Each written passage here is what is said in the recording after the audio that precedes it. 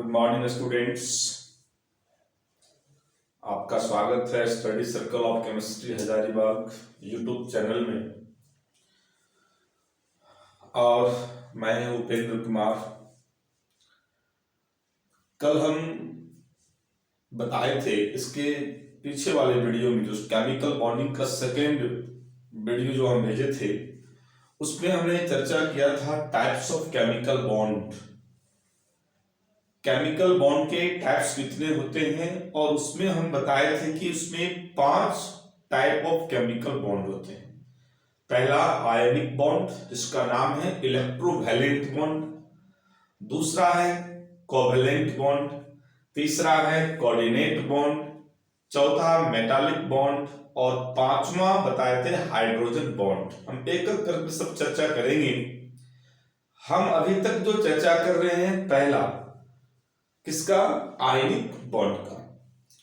Dear students, हम प्रयास कर रहे हैं कि आपके पढ़ाई बाधित नहीं हो, और YouTube चैनल के माध्यम से हम लोग केमिकल बॉन्डिंग चैप्टर, जो बहुत इंपॉर्टेंट चैप्टर है, जैसा कि हम कल बताए हैं कि इतनी बड़ी चैप्टर है, यदि हम 1.5 घंटा एवरीडे क्लास ले तो 40 दिन तक क्लास चलेगा।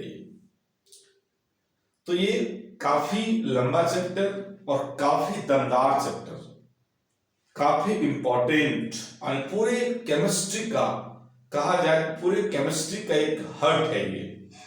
तो हम इसकी चर्चा को आगे बढ़ाते हुए आज हम बात करेंगे उसी आयनिक बॉन्ड का एक पार्ट है इलेक्ट्रोवैलेंसी। हम इलेक्ट्रोवैलेंसी किसको कहेंगे? इलेक्ट्रोवैलेंसी की चर्चा करने के बाद हम बताएंगे बॉर्न-हैबर साइकिल प्रोसेस, जो कि 2 अपोजिट चार्ज आपस में मिलकर के एक आयनिक मॉलिक्यूल का निर्माण कैसे करता है, वह भी एक इंपॉर्टेंट है। भले उस सिलेबस में इंक्लूड नहीं है, लेकिन इस बात का हम जरूर जानेंगे, क्योंकि इसको जीमेंस, नीट, मेडिकल में सारे पूछते हैं क्वेश्चन। बॉर्न-हैबर साइकिल प्रोसेस से क्वेश्चन आता है, जिसको हम हेसिस लॉ भी कहते हैं। तो इसके बारे में हम चर्चा करेंगे इसी कड़ी में, फिर हम कंडीशंस वगैरह बताएंगे। तो चलते हैं, इलेक्ट्रोवैलेंसी क्या है। सबसे पहले इसी को डिफाइन करेंगे हम। यहां लिखते हैं व्हाट इज इलेक्ट्रोवैलेंसी। इलेक्ट्रोवैलेंसी क्या होता है? डियर स्टूडेंट्स, इसको हिंदी में कहते हैं वैद्युत संयोजकता। वैद्युत, इसको हिंदी में कहा जाता है वैद्युत संयोजकता, यानी इसको बैलेंसिंग लोग कहते हैं संयोजकता। बस यहां इलेक्ट्रोवैलेंसी है। और इलेक्ट्रोवैलेंसी किसके लिए होता है? ये होता है इलेक्ट्रोवैलेंट बॉन्ड के लिए, ये होता है आयनिक बॉन्ड के लिए। तो आंसर देते हैं हम लोग यहां पर the number of electrons, losses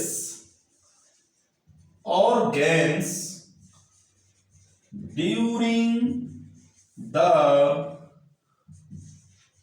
bond formation is called electrovalency.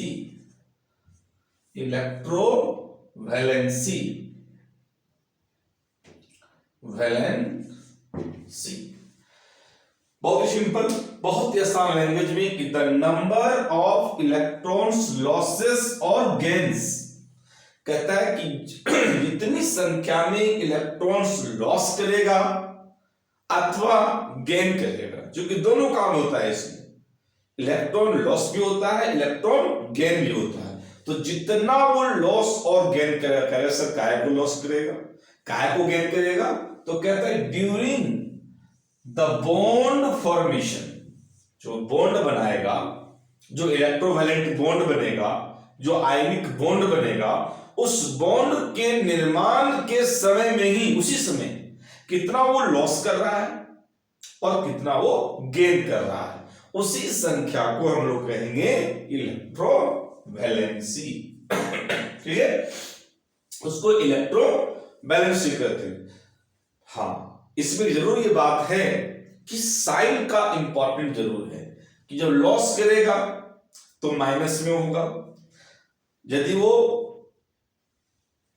ये गेन करेगा तो क्या हो जाएगा, वो सॉरी लॉस करेगा तो वो पॉजिटिव हो जाएगा अपने आप में, और गेन करेगा तो नेगेटिव हो जाएगा वो। ठीक है, तो ये आया तुम्हारा। अब हम एग्जाम्पल देकर के हम समझाते हैं। जैसे हम लोग सर बार बार आप उसी एग्जाम्पल को लेते हैं, सोडियम क्लोराइड, वही सुटेबल भी है। जैसे ये सोडियम है, सोडियम 281 है, क्लोरीन 287 है। अब ये सोडियम क्या करेगा कि एक इलेक्ट्रॉन को अपना लॉस करा, ये लॉस कर दिया, इसको दे दिया Cl को, तो ये क्या बन गया, Na से बन गया Na प्लस। क्लियर? और Cl जो था वो बन गया मेरा Cl माइनस। इसका कॉन्फ़िगरेशन बदल गया 28, इसका हो गया 288। ठीक है, 288 आ गया।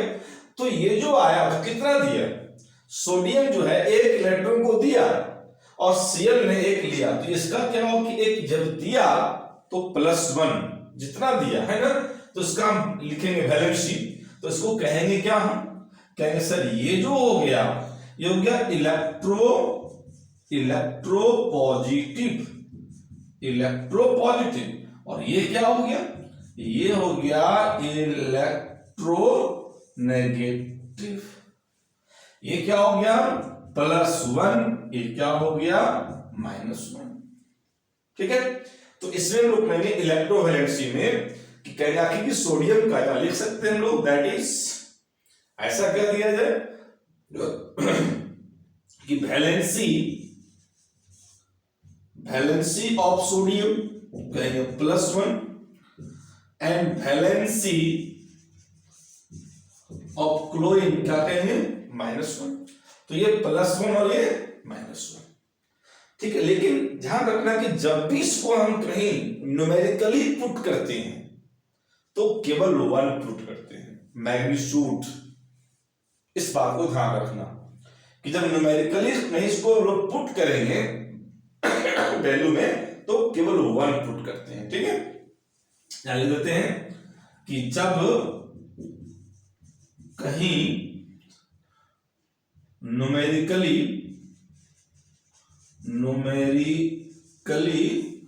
पुट करते हैं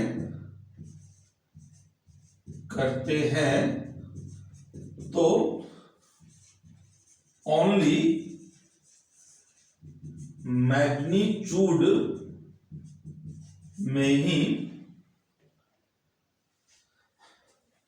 मैग्नीट्यूड में ही करते हैं। तो ध्यान रखना, ऐसे ही लिख दिया अपना लैंग्वेज में ताकि समझ में आवे। ठीक है, जैसे मैं अपनी सोडियम का वैलेंसी पुट कर रहा हूं, Cl का पुट कर रहा हूं तो 1 पुट करेंगे, साइन का हमारा चर्चा नहीं होगा। लेकिन जब इसको कोई पूछेगा कि भैया इलेक्ट्रोवैलेंसी में सोडियम की वैलेंसी क्या है, तो +1 बोलेंगे, और Cl का क्या बोलेंगे, -1 बोलेंगे। ठीक है, एक चीज और ध्यान रखना नोट में, बहुत इंपॉर्टेंट, इसको पूछता है कभी कभी, है ना, कहते हैं कैसा होता है, ये नॉन डायरेक्शनल होता है। कैसा होता है ये, नॉन डायरेक्शनल। ठीक है, ये जो होता है इलेक्ट्रोवैलेंसी, इलेक्ट्रोवैलेंसी किस रूप में होता है तो बताएंगे मैम। तो थोड़ा सा इसको समय दे रहे हैं 2-3 सेकेंड, ताकि इसको उतारने में दिक्कत ना, थोड़ा सा हट जाते हैं 2-3 सेकेंड के लिए।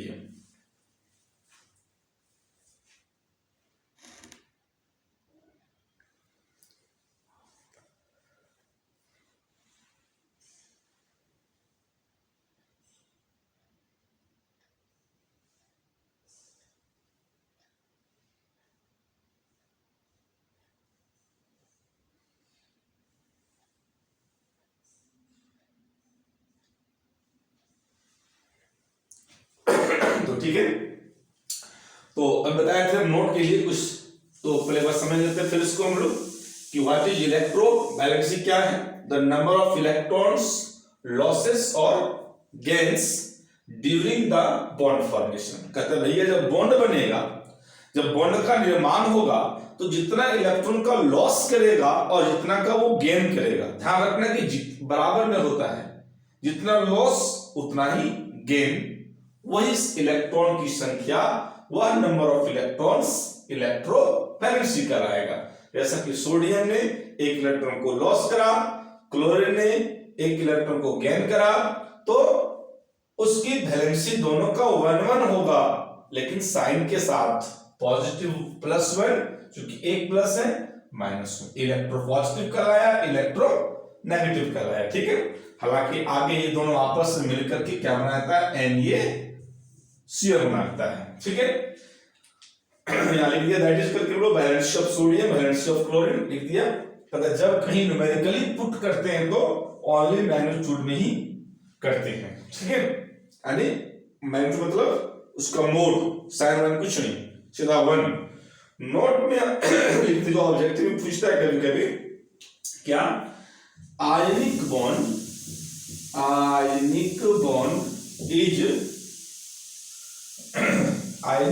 इज नॉन डायरेक्शनल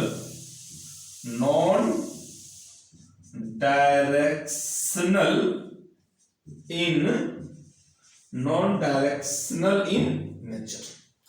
कहते नॉन डायरेक्शनल होता है, ऐसा कोई डायरेक्शन नहीं होता। जिसे आगे जो पढ़ाएंगे कोवेलेंट बॉन्ड में, उसमें डायरेक्शन होता है, इस तरह से बॉन्ड होता है। यहां बिना फिर single bond direction, double bond direction, इस तरह से है ना। लेकिन इसमें कोई बॉन्ड की डायरेक्शन नहीं होती।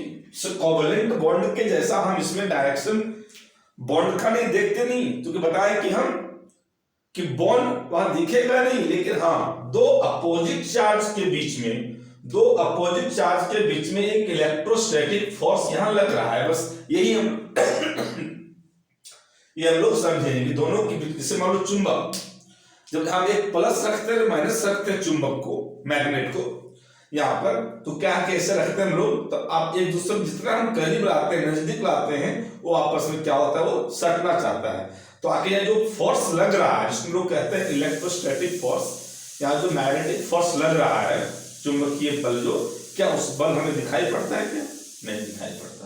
बस इसलिए यहां लिखा नॉन डायरेक्शनल है, इसका कोई डायरेक्शन नहीं होता है कि इस दिशा में बॉन्ड बनेगा, इस दिशा में बॉन्ड बनेगा, इस दिशा में बॉन्ड बनेगा, ऐसा कोई डायरेक्शनल नहीं होता है। तो ये पूछता है कभी कभी, this is very important point, कि आयनिक बॉन्ड जो है डायरेक्शनल है या नॉन डायरेक्शनल है। तो क्या बताएंगे हम लोग, नॉन डायरेक्शनल। आयनिक बॉन्ड एक नॉन डायरेक्शनल होता है। तो ये बात थी स्टूडेंट्स इलेक्ट्रोवैलेंसी का, है ना। तो आप इसको उम्मीद है कि आप इसको समझ गए होंगे, और ये हम इलेक्ट्रोवैलेंसी अच्छे से इसको नोट्स बनाते जाएंगे। और हम व्हाट्सएप ग्रुप में हम रोज इसका लिंक भेज रहे हैं। पहला भेजा आप भला कि दूसरा में गैपिंग हो गया, कल हम दूसरा भेजे थे लेक्चर 2, ये हो जाएगा लेक्चर 3। वैसे वैसे अपना नोट्स भी तैयार करते जाना, ताकि एग्जाम में काम आवे। और जब नोट्स बना रहेगा तो बहुत ही इसका लाभ 12th क्लास में जाकर के मिलेगा। तो ये हुआ इलेक्ट्रोवैलेंसी। अब हम इसके नेक्स्ट वीडियो में हम भेजेंगे बॉर्न-हैबर साइकिल प्रोसेस, जो इसकी नेक्स्ट वीडियो में जो पढ़ाएंगे आप लोग को, बॉर्न-हैबर साइकिल प्रोसेस। तो धन्यवाद, ऑल द बेस्ट।